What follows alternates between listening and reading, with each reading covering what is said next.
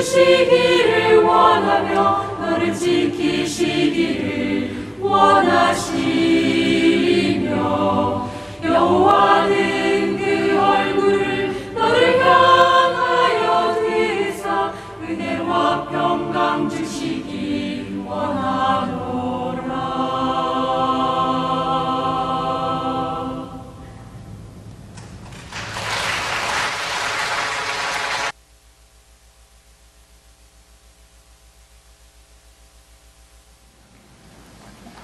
요한복음 8장 1절 말씀부터 제가 읽도록 하겠습니다.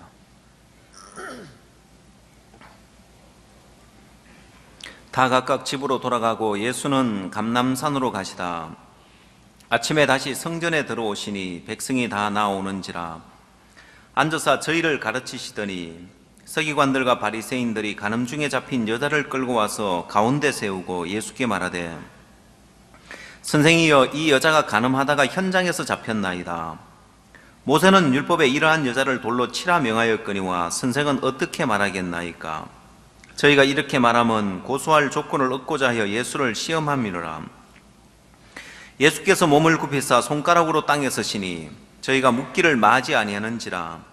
이에 일어나 가라사대 너희 중에 죄 없는 자가 먼저 돌로 치라 하시고 다시 몸을 굽히사 손가락으로 땅에 서시니 저희가 이 말씀을 듣고 양심의 가책을 받아 어른으로 시작하여 젊은이까지 하나씩 하나씩 나가고 오직 예수와 그 가운데 섰는 여자만 남았더라.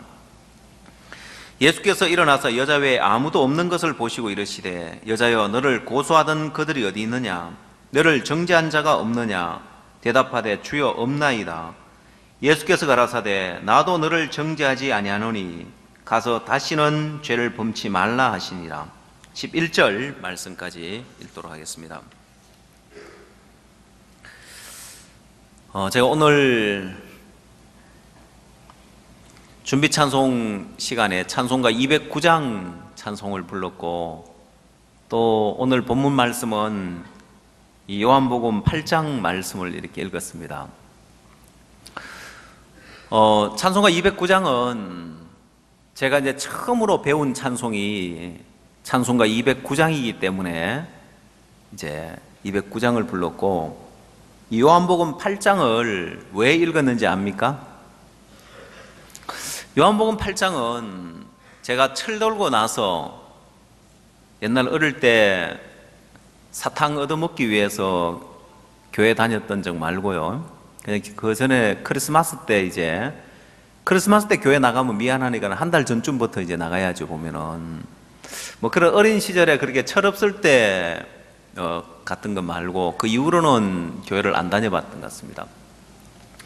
뭐 전혀 이제 불교 집안이었기 때문에 교회와 상관없이 살다가 저는 요한복음 8장을 교회 가서 말씀을 들은 것이 아니라 학교에서 이렇게 들었습니다. 저희 학교 영어 선생님이 구원을 받은 분이셨습니다.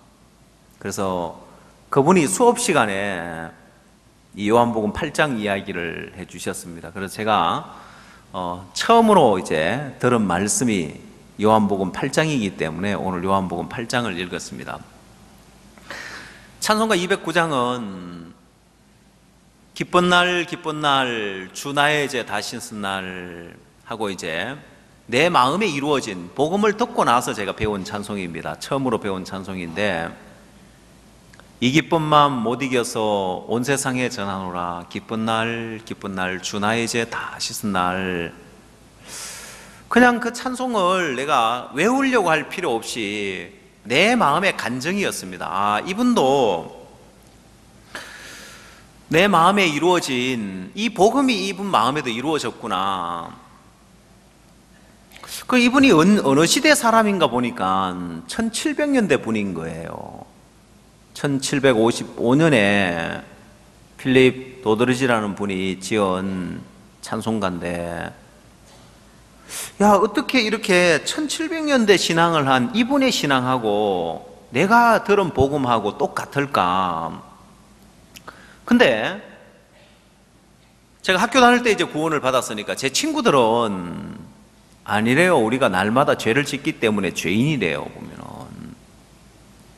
내가 복음의 말씀을 듣고 아, 이렇게 내 모든 죄가 사해졌구나, 예수 그리스도의 보혈이 우리를 의롭게 해놨구나 하고 내 마음에 깨달아질 뿐만 아니라 성경을 보나 찬송가 가사를 보나 이미 모든 죄가 사해져서 의롭게 되었다는 그 믿음을 가진 게 올바른 신앙인 거예요.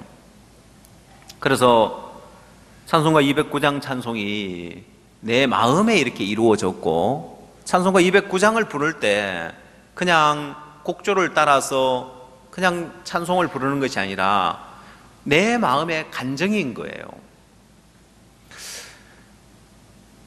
그래서 이 마음의 간정에 곡조를 붙이면 찬송이 된다고 하더라고요. 시편에 보면 다윗의 많은 찬송이 나오는데 시편 말씀이 다윗의 마음의 간정이었습니다. 곡조를 붙이면 찬송이 되는 거예요.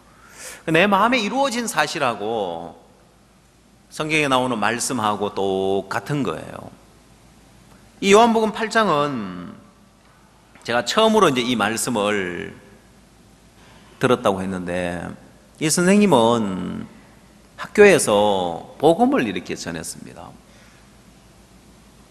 학교에서 복음을 전했는데 제가 이제 구원을 받기 전에 먼저 제 선배들이 구원을 받은 몇몇 선배들이 있었습니다. 그 선배들이 학교에서 이제 모임을 이렇게 가졌습니다. 저희 학교가 있고 그 학교 옆에 보면 학교 이제 뒤쪽에 보면은 숲이 있었는데 잔디밭이 있고 거기서 이제 모여가지고 모임을 이렇게 갖는 거예요. 제가 구원받기 전에 뭐 점심시간이고 뭐 조그만한 이제 고등학교니까 뭐 다 보이죠. 저 사람들 뭐 하는 거야? 저 점심시간에 저기 모여서 뭐 하는 거야? 이제 그때는 몰랐죠. 구원받은 형제들이 모여서 이제 점심시간에 모임을 갖는 거였는데, 복음성가에 보면은 주를 믿는 자를 볼 때 내 마음은 비웃었네 하는 이제 그 찬송이 나와요. 제가 이제 그 찬송을 부를 때 나중에 배운 찬송이지만, 아, 맞아, 내가 그때 구원받은 그 선배들이 모임을 가져, 나는 그 모임을 참 비웃었거든요. 아이고, 저 또 예수쟁이들 또 저 모여가 앉아있네, 이제. 그 내 마음은 비웃었는데, 어느 날 제가 이제 구원을 받고 나서 하나님이 내 인생에 어려움을 주고 내 인생에 고통을 줘서 구원의 길로 인도하셨는데, 이제 그 선배들은 이제 고등학교 이제 3학년이었고 저는 이제 고등학교 2학년이었는데, 제가 3학년 때 이제 구원을 이렇게 받게 되었는데, 그것도 이제 12월 달에 학력고사, 이제 지금으로 말하면 수능 시험이겠죠. 시험을 쳐놓고 점수가 하도 안 나와가지고 내가 좌절하고 이제 절망하고 있을 때 예수님을 만나게 돼 구원을 받았는데, 어제 건강과 믿음에 관한 후속 세미나를 할 때 허인수 목사님이 이제 좋은 거라고 했죠. 암에 걸려도 좋은 거고 사업이 실패해도 좋은 거고, 그 뭐 하라고요? 잔치하라고. 이제 저도 이제 시험을 다 망쳤는데 그때 저는 좌절하고 절망했지만 정말 잔치할 일이더라고. 보니까 그 아니었으면 제가 어떻게 구원을 받고 어떻게 목사가 돼 있겠습니까? 보면은. 그리고 어떻게 이렇게 행복한 삶을 살 수 있겠어요? 보면은.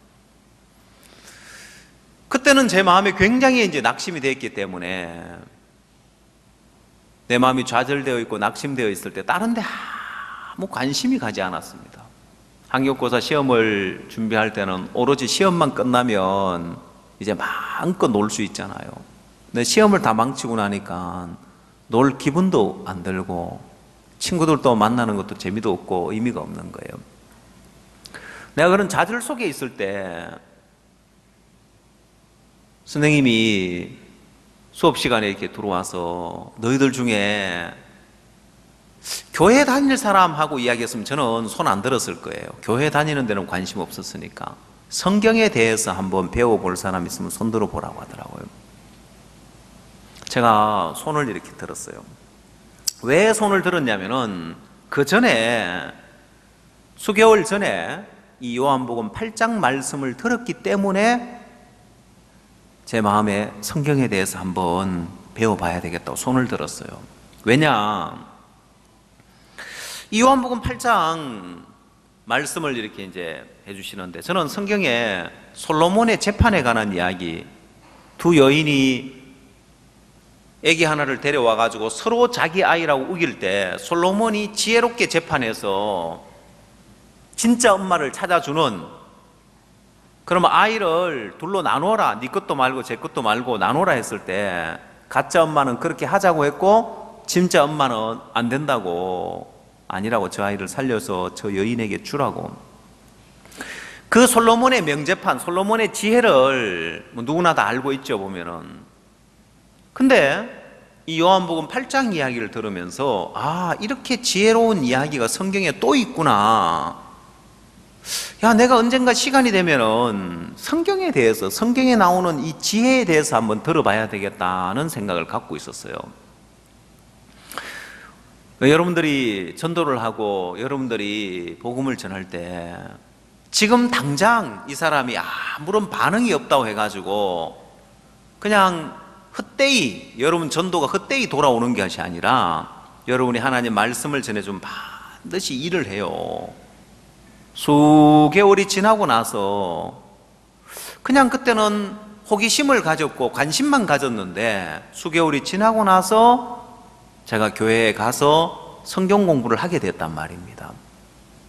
근데 그 선생님은 수업 시간에 이렇게 성경 이야기를 한번 하는 게 엄청난 그런 핍박을 받고 엄청난 위험을 감수하고 전도를 한 거예요. 왜냐, 고등학교 3학년 그것도 영어 시간에 진도 안 나가고 성경 이야기를 한다는 것은요, 심할습감이에요.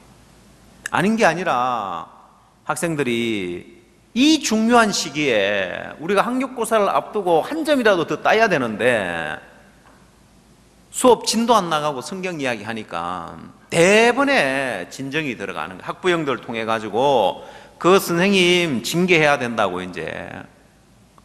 그래서 불려가서 교장 선생님한테 불려가서 막 심할서 쓰고 이런 핍박을 받았어요. 그러고 그런 핍박만 받고 욕만 얻어먹었지 구원받는 사람도 없었고 교회에 연결된 사람도 없었습니다. 없는 것처럼 보였습니다.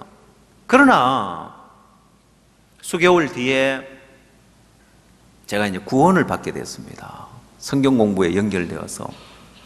처음에는 어디까지나 성경에 대해서 한번 배우고자 하는 마음으로 갔었는데, 말씀을 쭉 듣다 보니까, 아, 내가 죄인이구나.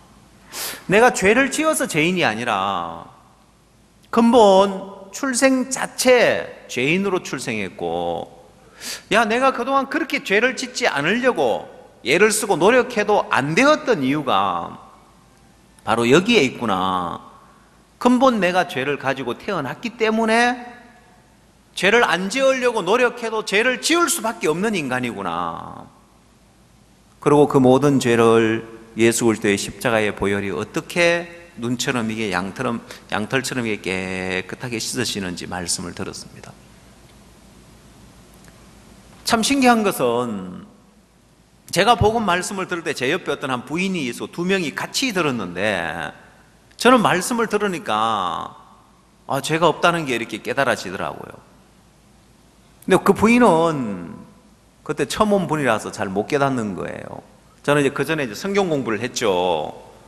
매일 이제 성경 공부를 하면서 쭉 왜 죄인이 된지, 왜 죄를 지을 수밖에 없는지, 그리고 죄의 삭은 사망이기 때문에 죄는 용서 빈다고 씻어지는 것이 아니라 죄는 분명하게 사망이라는 대가를 지불해야 씻어진다. 이런 말씀들을 쭉 들었기 때문에 복음의 말씀을 들으니까 죄가 없다는 게 이제 깨달아지더라고요. 근데 저에게 누가 구원받았냐고 묻는 거예요. 그래서 제가 확실하게 대답을 못했어요. 왜? 첫 번째, 구원이 뭔지를 잘 몰랐습니다.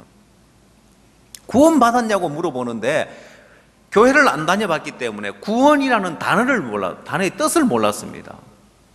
그래서 내가 머뭇하고 있으니까 죄는 없냐고 물어보더라고요. 그 죄야 없지요. 예수 그리스도의 십자가의 보혈로 다 씻었으니까. 저는 제가 구원이라는 말이 뭔지도 몰랐고, 또 믿음이라는 것이 이게 지금 된 건지 안 된 건지, 구원이 된 건지 안 된 건지, 믿음이 이루어진 건지 안 이루어진 건지, 그조차도 제가 스스로 몰랐습니다.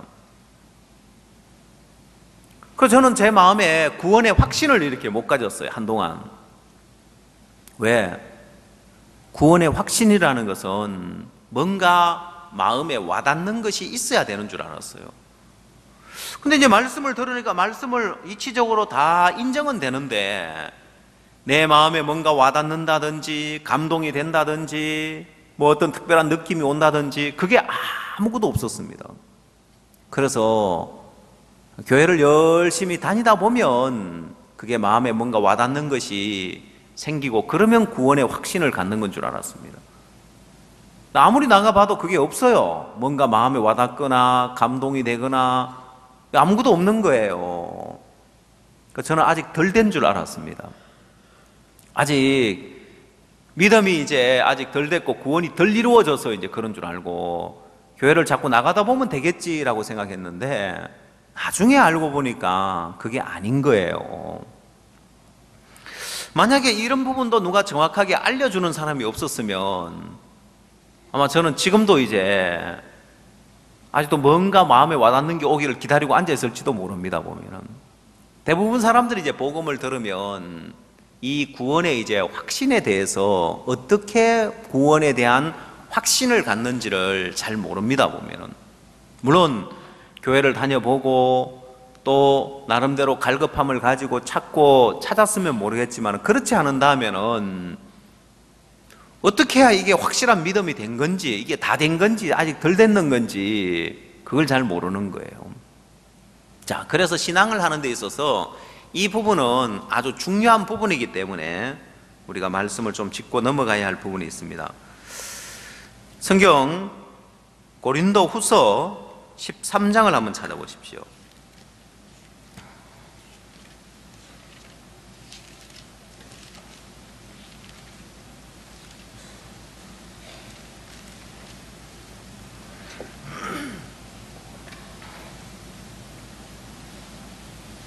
고린도후서 13장 5절 말씀 보겠습니다.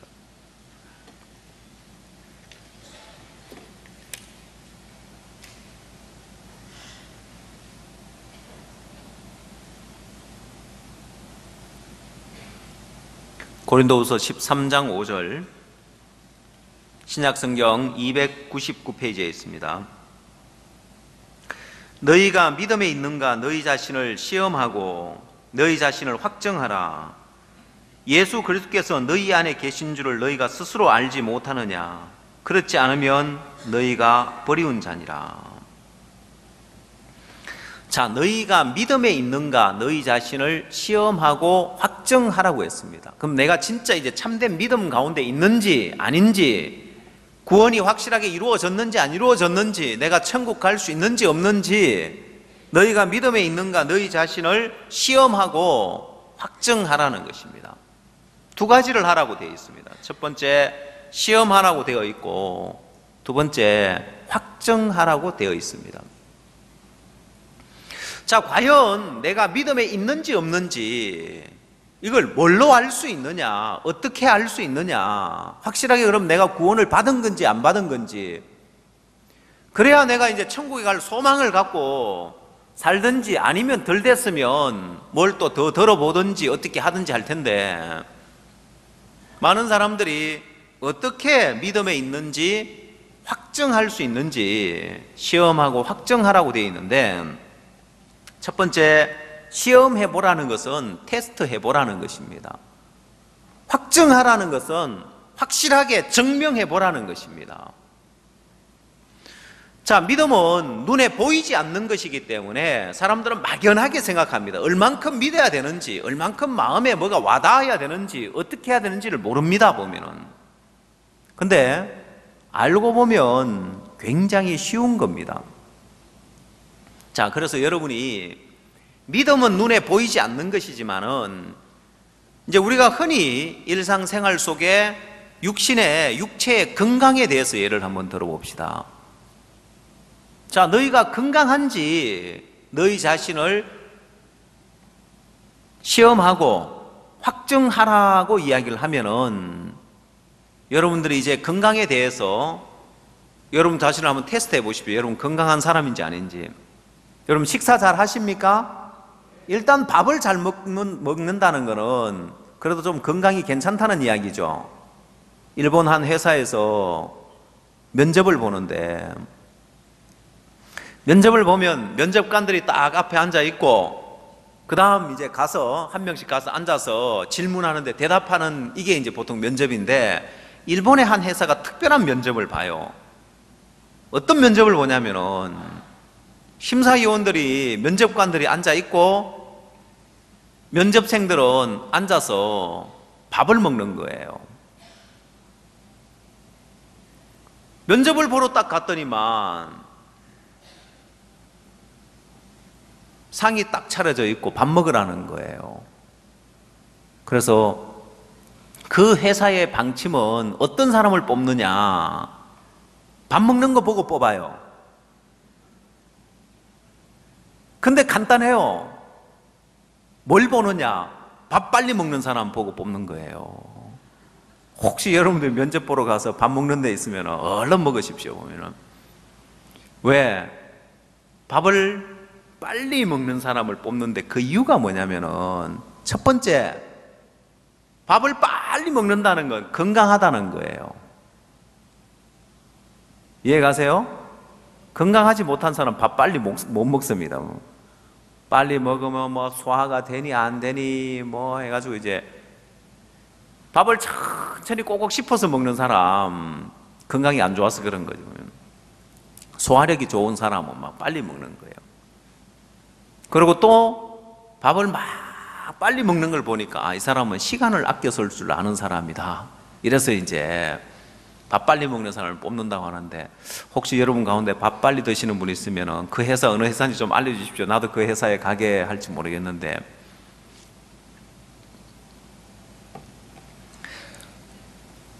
그래서 사람들이 원래 이 쓸데없는 이야기를 하면 안 되는데 쓸데없는 이야기를 하다가 이제 진짜로 무슨 이야기를 하려고 하는지 끊어져 가지고 지금 이럴 때는 어떻게 하면 되는지 압니까? 물어보면 돼요. 무슨 이야기 하다가 일로 왔습니까? 예, 고맙습니다. 건강에 대해서 건강한지 안 한지 뭘 보고 아느냐. 그럼 내가 밥을 잘 먹는다. 그러면 건강하고 또 잠 잘 자고 활동하는데 아픈 데 없고 그러면 나 이제 건강하다고 이제 뭐 확신은 가질 수 있는 거예요. 건강 괜찮다 이제. 그런다고 해서 건강한 사람이라고 확증할 수는 없는 거예요. 건강에 대해서 확증을 하려면 뭘 해야 됩니까? 병원에 가서 뭘 해야 되죠? 검사를 하고 진단을 해봐야 되는 거예요. 여러분 우리나라가 옛날에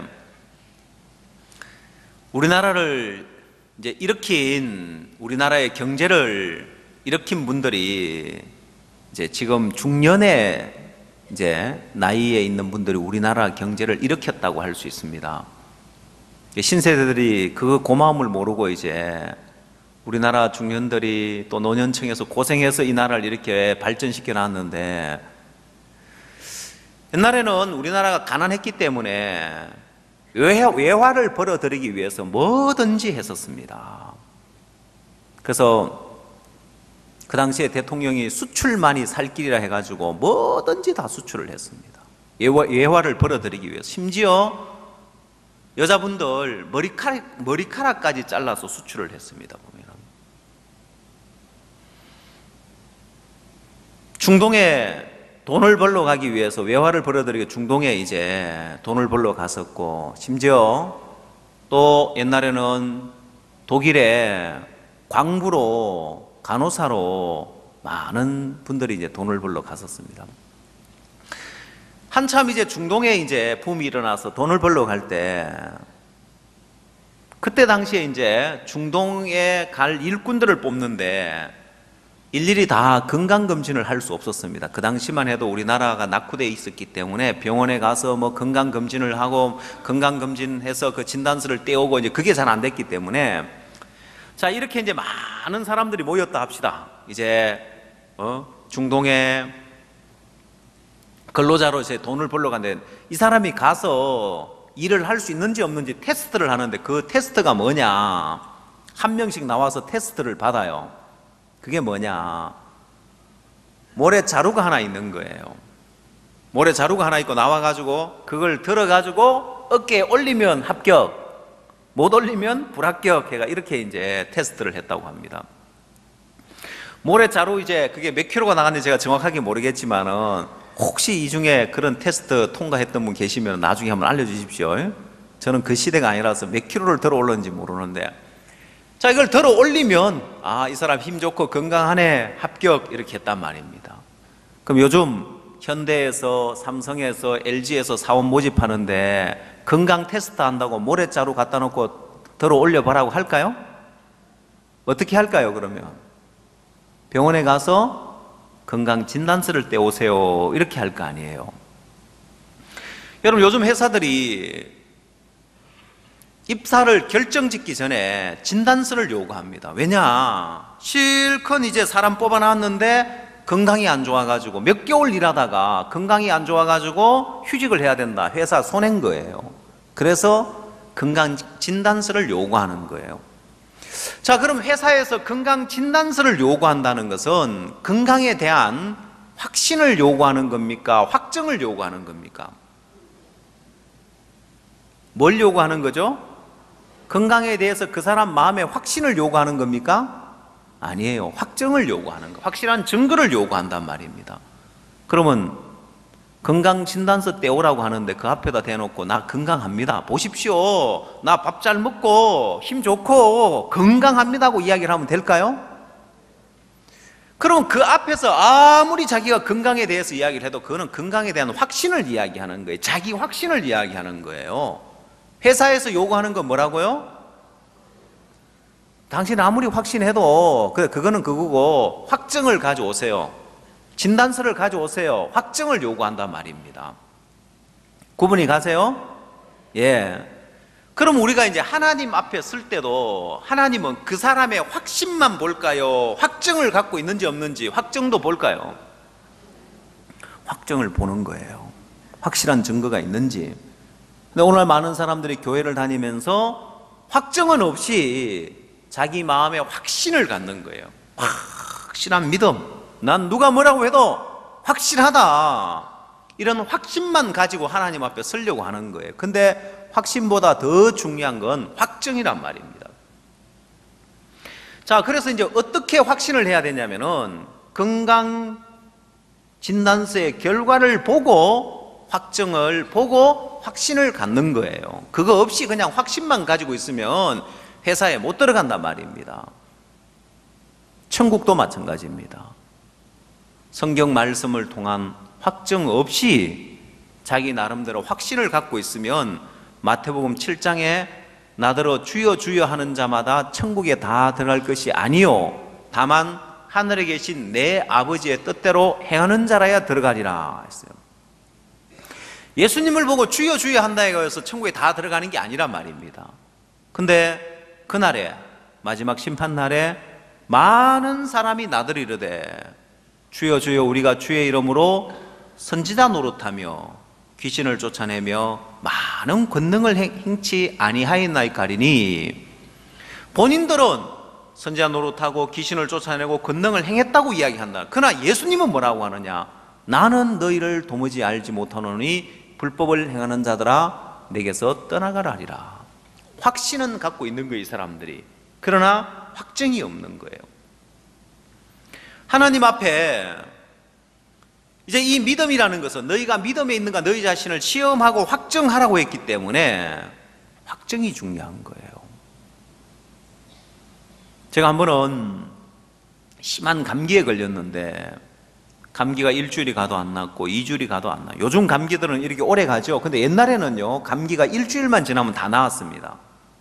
요즘 감기들은 오래오래 끄는데 그 당시는 일주일만 가면 감기가 다 떨어지는데, 그래서 일주일이 지났는데 감기가 안 났고, 2주일이 지났는데 안 났고, 3주째 됐는데도 계속해서 기침이 나고 감기가 떨어지지 않는 거예요.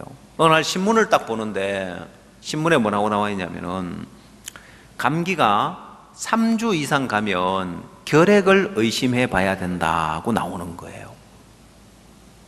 제가 이제 그 신문 문구를 딱 보면서, 이거 지금 3주째 지금 감기가 계속 되고 있는데 검사를 해봐야 되겠다는 마음이 드는 거예요. 제가 사람들을 많이 만나는데, 만약 내가 결핵이면 사람들을 만날 수 없잖아요. 큰일인데 검사를 해봐야 되겠다. 그 보건소에 가면은 결핵 검사를 잘 해준단 말입니다. 무료로.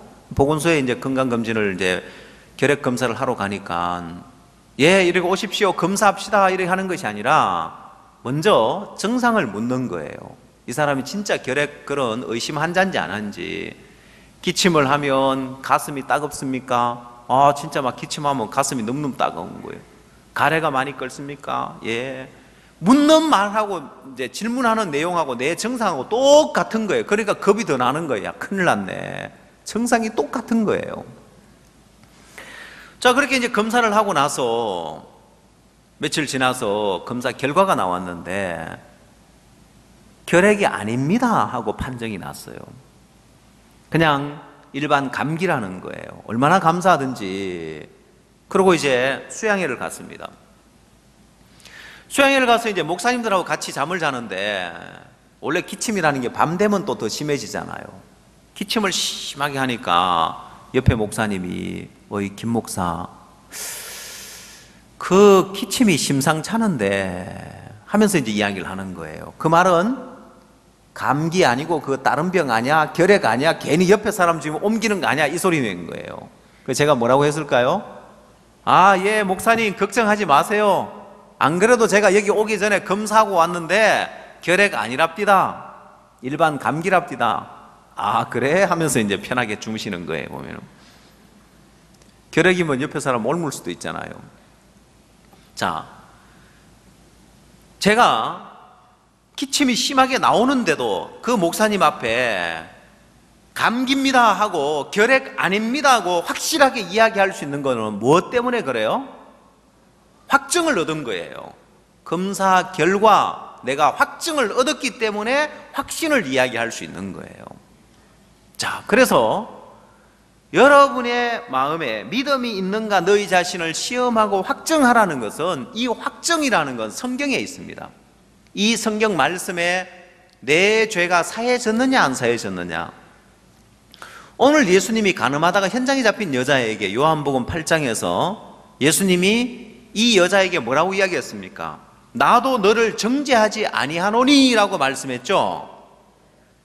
나도 너를 정죄하지 아니하노니, 이 말씀은 히브리서 10장에 저희 죄와 저희 불법을 다시 기억지 아니하리라는 말씀하고 똑같은 거예요. 이것을 사하셨은즉 다시 죄를 위하여 제사 드릴 것이 없느니라는 말씀하고 똑같은 거예요. 이 성경 말씀에 확증이 있는 거예요. 내 죄가 사해졌다는 확실한 증거가 있는 거예요. 간음하다가 현장에 잡힌 여자가 확증을 얻었습니다. 예수 그리스도로부터 내가 너를 정죄하지 않는다, 그리스도 예수 안에 있는 자에게는 결코 정죄함이 없느니라, 확증이 있는 거예요. 자, 그러면 이 확증을 토대로 확신을 이야기할 수 있는 거예요. 근데 사람들의 마음에 자꾸 확신을 가지려고 하니까, 확증 없이 확신을 가지려고 하니까 신앙에 이제 있어서 자꾸 흔들리는 거예요. 여러분, 확증은 그 사람의 느낌에 있는 것도 아니고, 감정에 있는 것도 아니고, 기분에 있는 것도 아니고, 와닿는 데 있는 것도 아니고, 오직 변치 않는 이 말씀밖에 없습니다. 이 말씀에, 성경 말씀에 뭐라고 되어 있느냐, 이게 확증입니다. 그래서 말씀에서 죄가 사해졌다는 확증을 얻으면 나는 이 말씀을 바탕으로 확신을 가지면 되는 거예요. 그냥 내 스스로의 마음에 와닿는 걸 가지고 이제 확신하는 게 아니라, 제가 어느 날 믿음은 내 마음 안에 뭔가 와닿는 걸 갖고 확신하는 것이 아니라 이 확정을 토대로 성경에 기록되어 있는 이 말씀에 확실한 증거가 있기 때문에 확정을 가지고 확신을 갖는 걸 배우게 되었을 때, 아, 그러면 내 구원이 확실하구나. 나는 뭔가 자꾸 마음에 와닿는 걸 기다리려고 하니까 아직 나는 덜 됐고 아직 멀었고 아직 안 된 줄 알았는데, 성경 말씀에 죄가 없다는 건 믿어지는데 구원 받았냐고 하면은 내가 구원 받았습니다고 확신 있게 이야기를 못 하는 거예요. 근데 이런 확정을 가지고 내가 확신을 이야기하는 거구나. 그러면 내가 성경에 내 모든 죄가 사해졌다는 이 확정을 얻었기 때문에 내가 확신을 가질 수 있더라는 거예요. 여러분, 그때 이후로 제 마음에 구원의 의심이나 또 흔들리거나 그러질 않았습니다. 왜? 내가 의심 날 때 되면, 의심이 나면은 확정이 있는 거예요, 성경에. 이 확정을 보면 되는 거예요. 이건 변하지 않으니까요. 그 의심이 들다가도 의심이 사라져요. 왜? 확정이 있으니까, 확실한 증거가 있으니까 다 사라지더라는 거예요.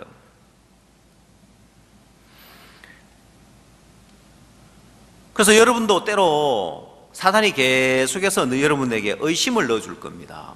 너 확실하게 구원받았냐? 너 구원받은 사람 왜 그 모양이냐?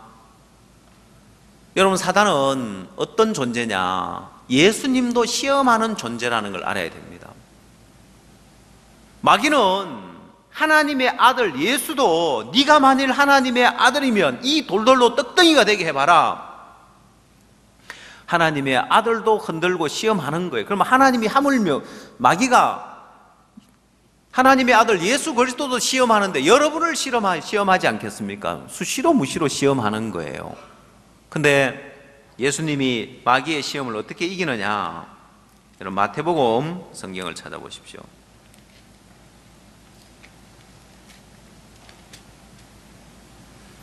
마태복음 4장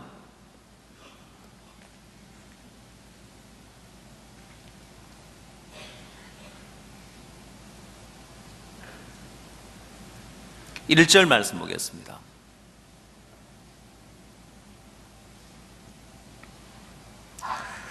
그때 예수께서 성령에게 이끌려 마귀에게 시험을 받으러 광야로 가사 40일을 밤낮으로 금식하신 후에 줄이신지라.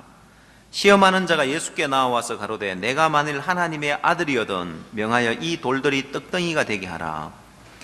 예수께서 대답하여 가라사대 기록되었으되 사람이 떡으로만 살 것이 아니요 하나님 입으로 나오는 모든 말씀으로 살 것이라 하였느니라. 여러분, 이 4장 1절에 보면 예수님이 마귀에게 시험을 받는데 마귀에게 이끌려서 마귀에게 시험을 받습니까? 성령에게 이끌려서 마귀에게 시험을 받습니까? 예수님은 마귀에게 이끌려서 시험을 받은 게 아니에요. 예수님은 성령에 이끌려서 마귀에게 시험을 받으러 광야를 갔다는 것은 성령이 예수를 마귀의 시험 앞에 가서 시험을 한번 받아보라고 이끄는 거예요. 왜? 우리는 마귀의 시험을 어떻게 이기는지를 잘 모릅니다. 그래서 예수님을 이끌어서 예수님은 마귀에게 시험을 받을 필요가 없어요. 근데 성령이 이끌어 가는 거예요. 어떻게 마귀의 시험을 이기는지를 우리에게 가르쳐 주기 위한 거예요. 그래서 예수님이 마귀의 시험을 어떻게 이겨내느냐? 예수님의 생각으로, 예수님의 능력으로, 예수님의 의지로 이기는 것이 아니라 마귀가 시험했을 때 예수님은 기록되었으되 하는 기록된 말씀으로 마귀의 시험을 이겨내더라는 거예요.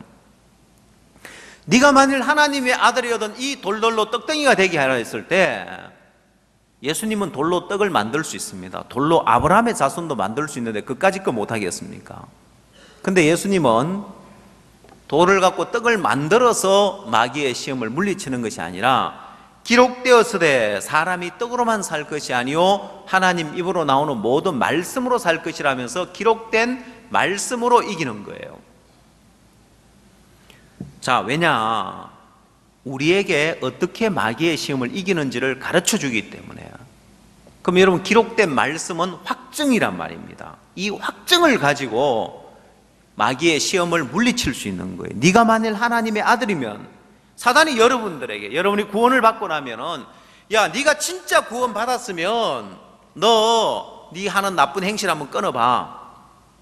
너 지금 술 먹고 있지? 술 한번 끊어봐. 너 담배 피고 있지? 너 담배 한번 끊어봐. 물론 여러분, 구원 받은 사람이 하나님의 영광을 위해서 또 교회의 덕을 세우기 위해서 술, 담배 안 하지요. 그러나 그거 하고 구원하고는 상관이 없어요. 근데 마귀는 네가 진짜 구원 받았으면, 네가 진짜 하나님의 아들이 됐으면 이렇게 해봐, 저렇게 해봐, 시험을 한단 말입니다. 그럼 여러분, 그렇게 하려고 애쓰지 말고, 여러분이 구원받은 증거는 기록된 말씀에 있는 거예요. 사탄아 물러가라. 내가 구원받은 증거는, 내가 하나님의 자녀된 증거는 기록된 말씀에 있다. 이 말씀에 내 모든 죄가 사해졌고, 이걸 믿는 자는 하나님의 자녀되는 권세를 주셨다 했기 때문에 내가 하나님의 아들이다. 기록된 말씀으로 사단의 시험을 이겨내는 거예요. 그래서 여러분이 참된 믿음을 가지려면은 이제 이 성경에 뭐라고 기록되어 있느냐, 확증이 제일 중요하지. 내 마음에 와닿는 거나 내 마음에 느껴지는 거나 내 마음에 감동이 되는 거나 이거하고는 전혀 상관이 없다는 걸 알아야 됩니다. 자, 그래서 베드로 전서를 한번 찾아보십시오. 베드로 전서 1장을 찾으십시오.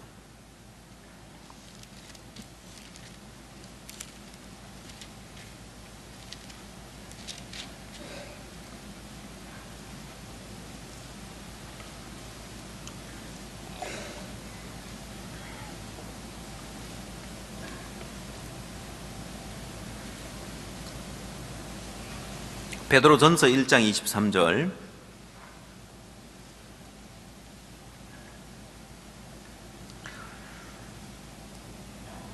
신약성경 378페이지입니다. 너희가 거듭난 것이 썩어질 씨로 된 것이 아니요 썩지 아니할 씨로 된 것이니 하나님의 살아있고 항상 있는 말씀으로 되었느니라. 그러므로 모든 육체는 풀과 같고 그 모든 영광이 풀의 꽃과 같으니 풀은 마르고 꽃은 떨어지되 오직 주의 말씀은 세세토록 있도다 하였으니 너희에게 전한 복음이 곧 이 말씀이니라 했습니다.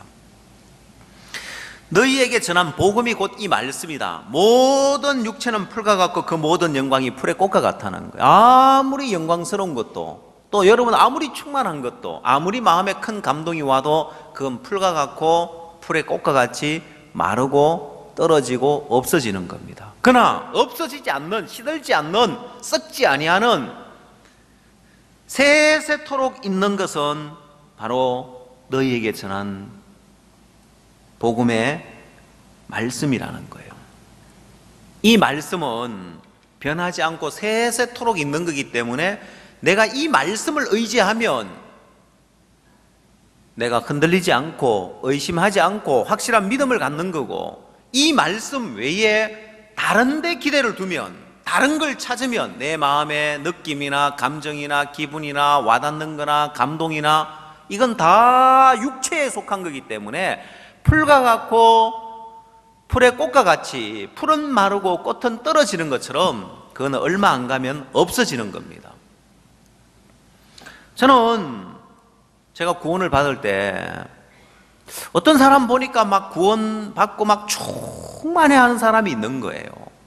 구원을 받으니까 막 날아갈 듯이 기쁘고 감사하고 충만하게 간증을 하더라고요. 저는 제가 이제 간증하라고 하는데, 제가 이제 고등학교 3학년 때 구원을 받았으니까 간증해보라고 하는데 제가 한 1분 간증했나 할 이야기가 별로 없는 거예요. 저는 좀 시원찮은 구원을 받은 줄 알았어요. 제가 알고 보니까, 나중에 알고 보니까 제일 좋은 구원을 받은 거예요. 여러분, 제일 좋은 구원이 어떤 거냐면은 내 마음에 뭔가 와닿는 것도 없고 느낌도 없고 감정도 없어도 그냥 죄가 사해졌구나 하고 그냥 말씀만 믿는 이 믿음이 제일 좋은 믿음이더라고요. 왜? 막 발이 땅에 안 닿는 것 같고 기쁘고 충만하고 막 했다가 6개월 지나고 나면 없는 거예요. 어디 가버리고. 그렇게 충만했던 그 사람 어디 갔지? 그 감정 속으로 드니까 시들해져 가지고 신앙도 시들해져 버리고 교회도 잘 안 나오는 거예요. 근데 저는 처음부터 시들했으니까 뭐 마음에 뭐 와닿고 막 감도 이게 없고 그냥 말씀에서 그냥 믿어지는 것. 근데 그 신앙이 제일 좋은 신앙이더라고요. 그 지금까지 있잖아요. 보면은 와닿는 거 없고 막 마음에 막 감동되는 거 없었는데도 말씀만 믿는 거예요. 말씀의 판단만 믿는 거예요. 이게요, 구원에만 적용이 되는 것이 아니라 신앙생활 가운데도 똑같이 적용되어져요. 삶의 믿음에도요, 똑같이 적용됩니다.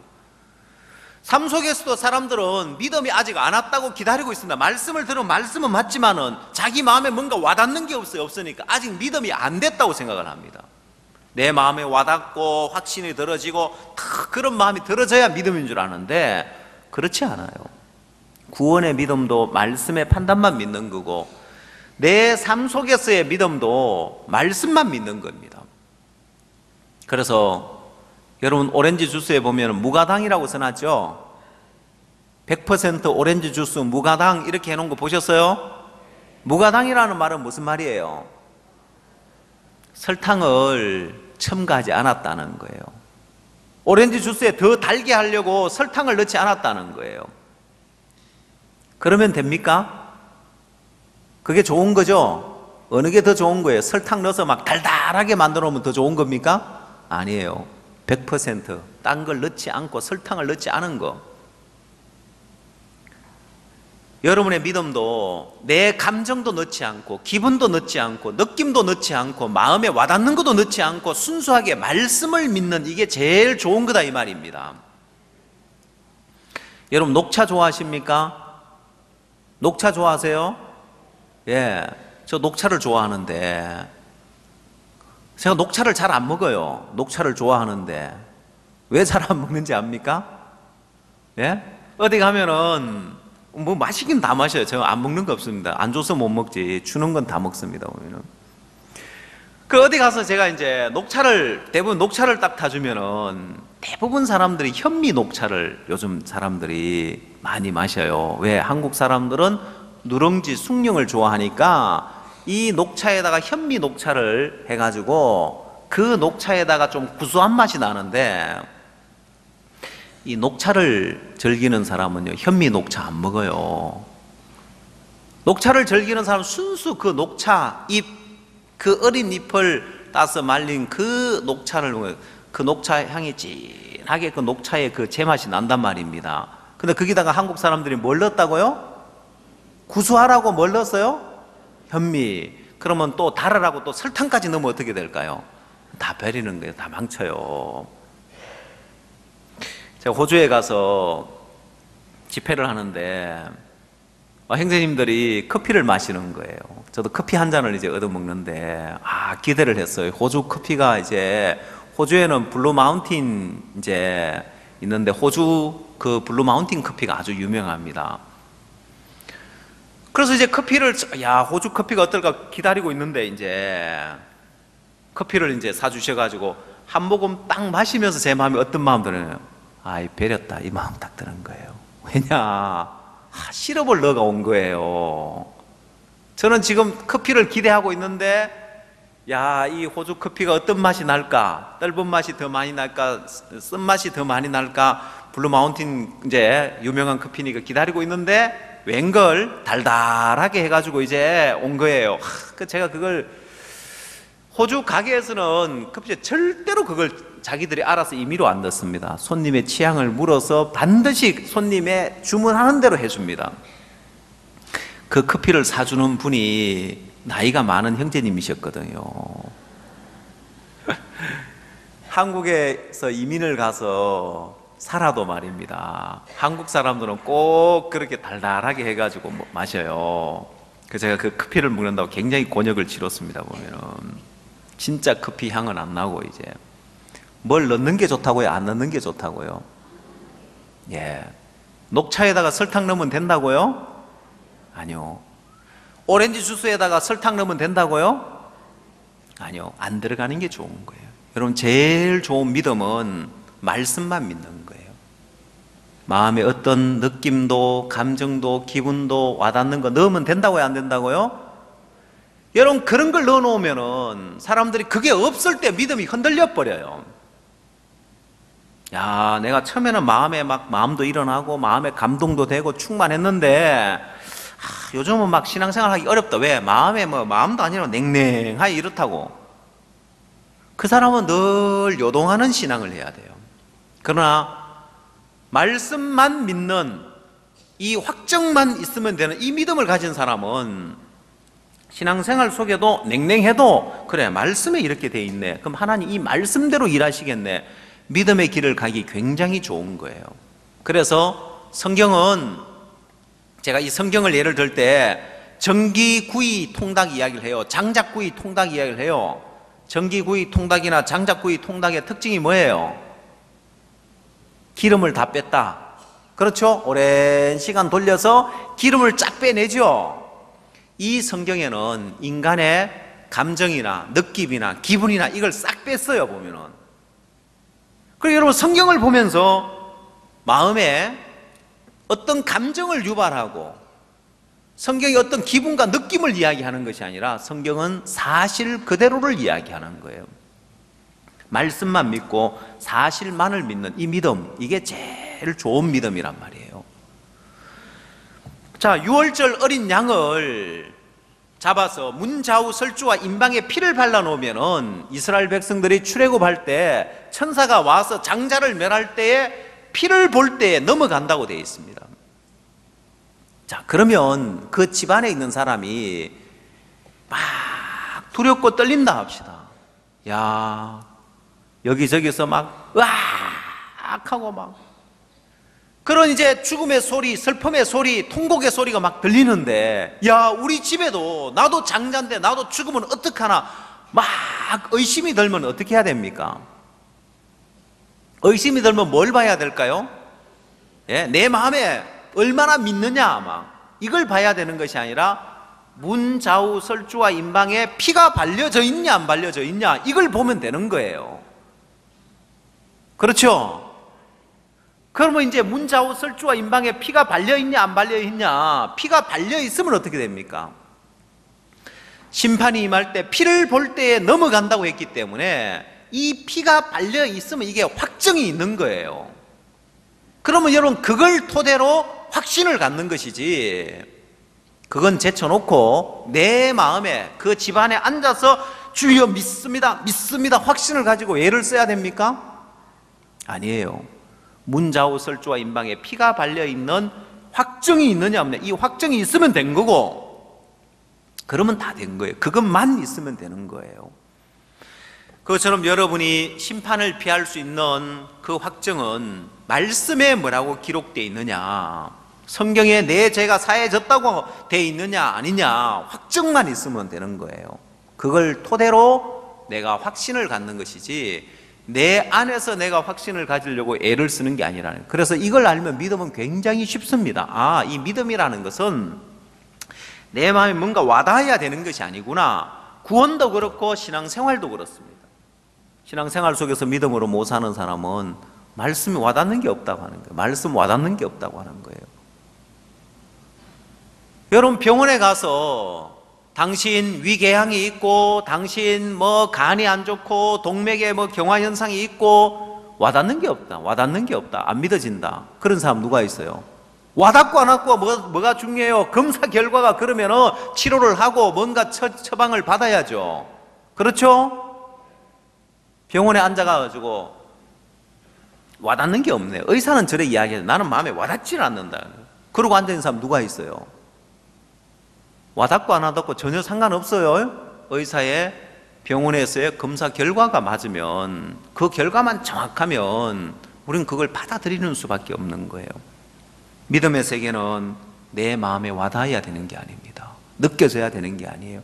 성경은 사실을 이야기하고 있기 때문에 이 사실을 믿음으로 받아들이는 게 중요합니다. 자, 그래서 요한복음 8장에 가서 가늠하다가 현장에 잡힌 이 여자의 죄에 대하여서 한번 성경을 놓고 우리가 한번 봅시다. 요한복음 8장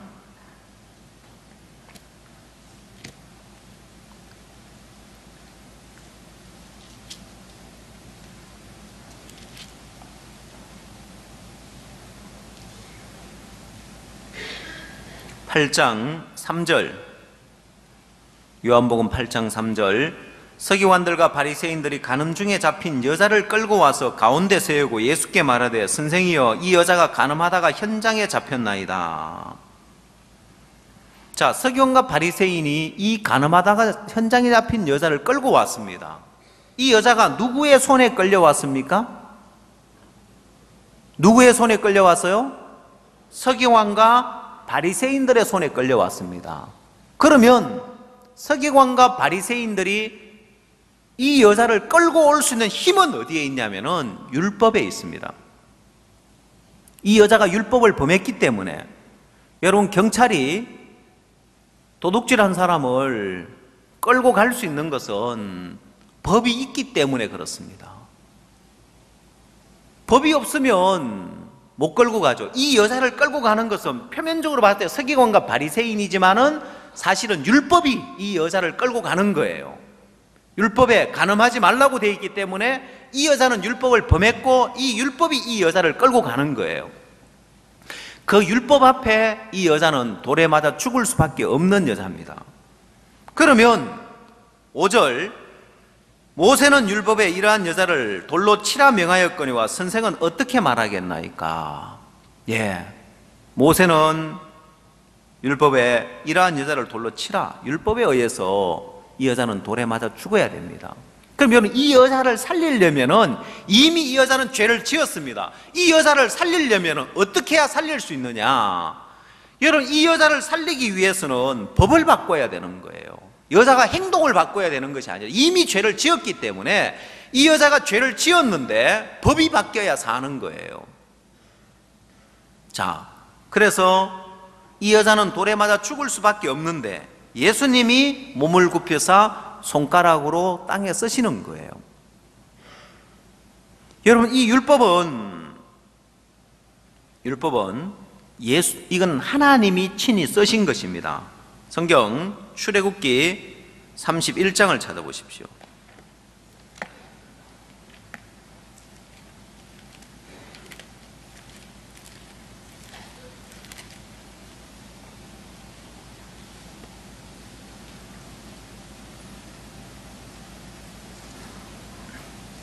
(18절) 말씀 보겠습니다.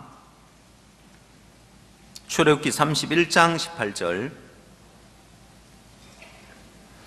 여호와께서 시내산 위에서 모세에게 이르시기를 마치신 때에 정급한 돌을 모세에게 주시니 이는 돌판이요 하나님이 친히 쓰신 것이더라. 자, 여러분, 하나님이 친히 쓰신 것이더라, 친히 해가지고 일 해놨습니까? 난하주에 뭐라고 되어 있습니까? 손가락으로라고 되어 있죠. 예, 이 돌판에, 하나님은 율법 돌판에 하나님이 친히 쓰셨다는 거예요, 손가락으로.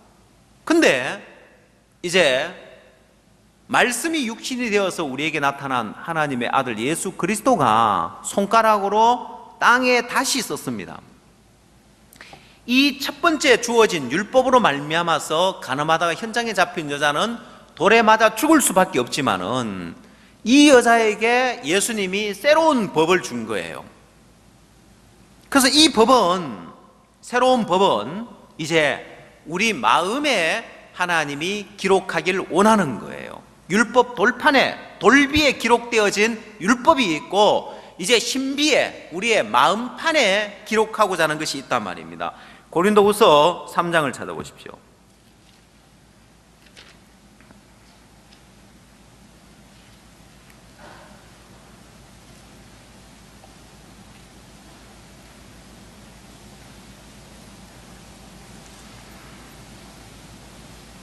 고린도후서 3장 3절입니다. 신약성경 288페이지 고린도후서 3장 3절. 너희는 우리로 말미암아 나타난 그리스도의 편지니 이는 먹으로 쓴 것이 아니요 오직 살아계신 하나님의 영으로 한 것이며 또 돌비에 쓴 것이 아니요 오직 육의 신비에 한 것이라. 이 돌비에 쓴 것이 아니오 했는데, 이 돌비는 돌판, 율법 돌판을 이야기하는데, 이제 신비, 우리 마음판에 기록하고자 하는 하나님의 새로운 법이 있습니다. 그 법이 어디 나오느냐? 우리 마음판에 뭘 기록하고 싶으냐? 히브리서 10장에 보면 우리 마음에 기록하고 싶은 것이 있습니다.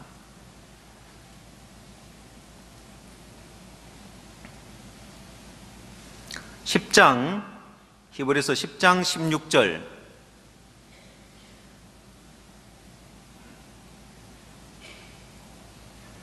히브리서 10장 16절 362페이지입니다. 신약성경 16절. 주께서 가라사대 그날 후로는 저희와 세울 언약이 이것이라 하시고 내 법을 저희 마음에 두고 저희 생각에 기록하리라 했죠. 이게 이제 하나님이 우리 마음의 신비에다가 기록하고 싶은 것인데, 새 언약을 이제 하나님 우리 마음에 기록하고 싶다는 거예요. 그게 뭐냐? 17절. 또 저희 죄와 저희 불법을 내가 다시 기억지 아니하리라. 이걸 하나님이 기록한 우리 신비에, 우리 마음판에다가 저희 죄와 저희 불법을 다시 기억지 아니하리라. 자, 율법 돌판에 간음하면은 돌로 쳐 죽이라고 되어 있는데, 이제 예수님이 간음하다가 현장에 잡힌 여자의 마음에 기록해 주고 싶은 게 있는 거예요. 바로 네 죄와 네 불법을 다시 기억지 아니하리라. 이제 예수님의 말씀을 통해서 이 여자의 마음판에 이게 딱 기록이 된 거예요. 자, 그래서 예수님이 묻습니다. 이 마음판에 기록됐는지 안 됐는지 확인하기 위해서 예수님 물어보는 거예요. 여자여, 너를 정죄한 자가 어디 있느냐? 너를 고소한 이들이 어디 있느냐? 했을 때 주여 없나이다 하고 대답하는 거예요. 아, 이 여자 마음의 신비에 이제 기록이 됐구나. 뭐가요? 저희 죄와 저희 불법을 다시 기억지 아니하리라는 이 말씀이 이 여자의 마음에 기록되었으니까, 여자여 너를 고소하던 그들이 어디 있느냐? 너를 정죄한 자가 없느냐? 했을 때 주여 없나이다 하고 이야기하는 거예요. 그러면 됐다. 이 여자의 신비에 기록이 됐구나. 예수님 뭐라고 하셨어요? 나도 너를 정죄하지 아니하노니 네 죄 없다, 맞다, 의롭다고 이야기하는 거예요.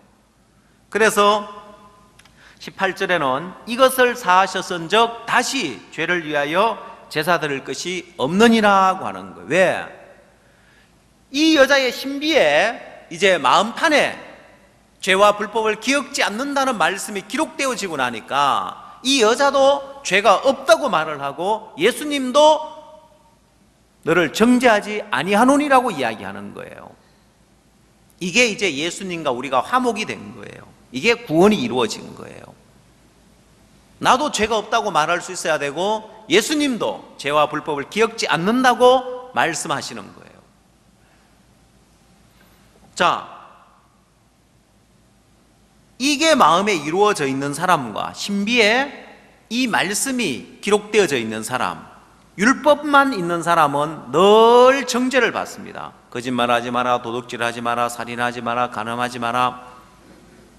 근데 신비에 새 언약이 기록되어 있는 사람, 간음하다가 현장에 잡힌 여자일지라도, 그렇게 현장범이고 돌에 맞아 죽을 수밖에 없는 여자라도 그 마음판의 신비에 죄와 불법을 기억지 않는다는 게 기록되어지고 나니까 이 여자도 죄가 없다고 주여 없나이다 하고 말할 수 있고, 예수님도 나도 너를 정죄하지 아니하노니라고 말씀할 수 있는 거예요. 이게 이제 구원이 이루어진 거예요. 그건 어떤 이 사람의 느낌이나 감정이 아니라 예수님이 땅바닥에 손가락으로 서면서 네 죄와 불법을 기억지 않는다고 말씀하셨으면 그럼 그 말씀의 판단을 믿는 거예요. 지금 상황은 사람들이 돌로 치려고 이 여자를 돌로 쳐 죽이려고 둘러서 있습니다. 보면은 돌에 맞아 죽을 수밖에 없는 상황이고 두렵고 떨리고 그러지만은 내 마음에 느껴지는 게 어떠냐가 중요한 것이 아니라 예수님 말씀에 뭐라고 기록되어 있느냐. 심판을 이길 수 있는 것은 말씀밖에 없습니다. 이 여자의 마음에 말씀을 받아들였습니다. 그러고 나니까 예수님이 이 여자를 지켜주는 거예요. 예수님이 이 여자를 지켜주면서 너희 중에 죄 없는 자가 먼저 돌로 치라 하고 이야기하는 거예요. 다 떠나가는 거예요. 예수님이 물려쳐 주는 거예요. 여러분 마음에 이 말씀만 하나 딱 받아들이고 있으면 예수님이 여러분의 보호자가 되고 예수님이 여러분의 피난처가 되어지고 예수님이 여러분의 반석이 되어져서 여러분이 오는 심판을 다 막아줍니다. 아시겠어요? 이 간음하다 현장에 잡힌 여자를 예수님이 지켜주는 것처럼 너희 중에 죄 없는 자가 먼저 돌로 치라. 아무도 못 치고 다 떠나가더라는 거예요. 심판이 떠나가게 해주는 거예요. 여자는, 가늠하다 현장에 잡힌 여자는 단순하게 말씀을 받아들였습니다. 그냥 말씀 하나 믿었습니다.